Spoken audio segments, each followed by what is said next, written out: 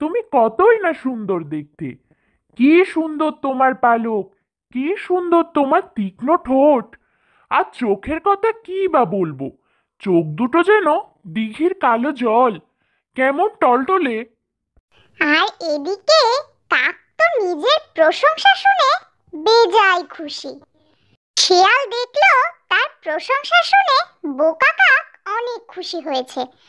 সে আবার বলল, কিন্তু আফসোস কি জানো ভাই, তোমার সবই সুন্দর, কিন্তু তুমি তো গান গাইতে জানো না। তোমার কণ্ঠে গান খুব মিষ্টি লাগতো। এই কথা শুনে কাক মনে মনে বলল, আরে বোকা শিয়াল, কে বললো আমি গান গাইতে জানি না? এক্ষুনি দেখিয়ে দিব আমি কত চমৎকার গান গাইতে পারি।